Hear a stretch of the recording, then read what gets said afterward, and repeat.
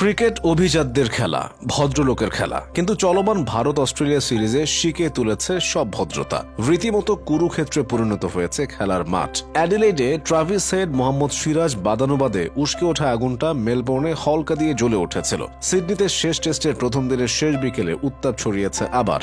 জসপ্রীত বুমরা যেভাবে এগিয়ে গেছেন স্যাম কনস্টাসের দিকে, কিংবা উসমান খাজা আউট হওয়ার পর ভারতের খেলোয়াড়রা কনস্টাসের সামনে অগ্নিমূর্তিতে যে উল্লাসটা করলেন, এসব দেখে শঙ্কা জায়গাটাই স্বাভাবিক। সিডনিতে ক্রিকেট খেলাটা শেষতক জেন্টলম্যানস গেম নাও থাকতে পারে। সেই সঙ্গে ফের আলোচনার জন্ম দিয়েছেন বাংলাদেশের এলিট প্যানেলিস্ট আম্পায়ার শরফুদ্দৌল্লা সৈকত। প্রথম দিনে তার দুটি সিদ্ধান্তের রিভিউ নেয় অস্ট্রেলিয়া। একটিতে সৈকতের সিদ্ধান্তই বহাল থাকে, অন্যটিতে তার সিদ্ধান্ত বদলে গেলেও তার পক্ষেই মত দিচ্ছেন অনেক সাবেক খেলোয়াড় ও সমর্থকরা। সব মিলিয়ে গৌরবের টেস্ট ক্রিকেট আবার যেন দারুণ জমে উঠেছে অস্ট্রেলিয়া ভারতকে কেন্দ্র করে। আর এই জমে ক্ষীর হওয়ার পেছনে নটরাজের ভূমিকা রয়েছে বাংলাদেশের সৈকতেরও। প্রথম ইনিংসে ভারত 185 রানে অল আউট হওয়ার পর অস্ট্রেলিয়ার প্রথম ইনিংসের প্রথম বলেই কনস্টাস যেভাবে এগিয়ে এসে 4 মেরে বোলার বুমরার চোখে চোখ রাঙালেন, আগুনটা লেগেছে সেখান থেকেই। নাকে আগুন লেগেছিল মেলবোর্ন টেস্টে কনস্টাসের কাঁধে কোহলির সেই ধাক্কা থেকে। সূত্রপাত যেটাই হোক, সিডনিতে টয়টুম্বুর গ্যালারির বাইরে টিভি ইউটিউবেও দর্শক যে পরদিন থেকে আরো বাড়বে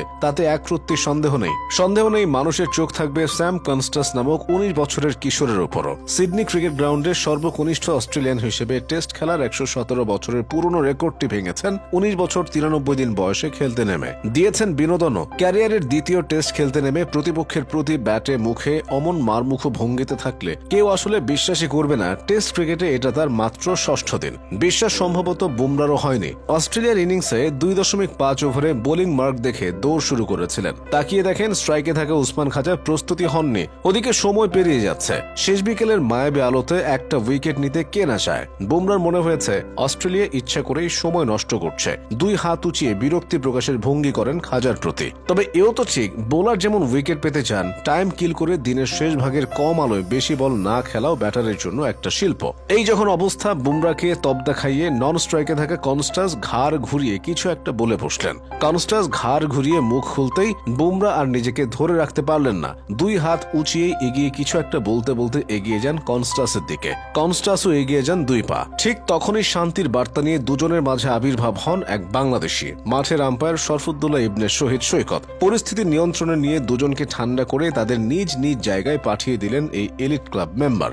আপাতত শান্তির পায়রা উঠলেও তা স্থায়ী হল না। তৃতীয় ওভারের শেষ বলের পর পরিস্থিতি আর নিয়ন্ত্রণে থাকেনি। খাজাকে স্লিপে ক্যাচ বানিয়ে বুমরা তেড়ে যান কনস্টাসের প্রতি। তবে কয়েক পা এগিয়ে তার মনে পড়ে আম্পায়ার এখনো মাঠে, শাস্তি নিশ্চিত। তাই অগ্নিমূর্তি মিয়ে আসে।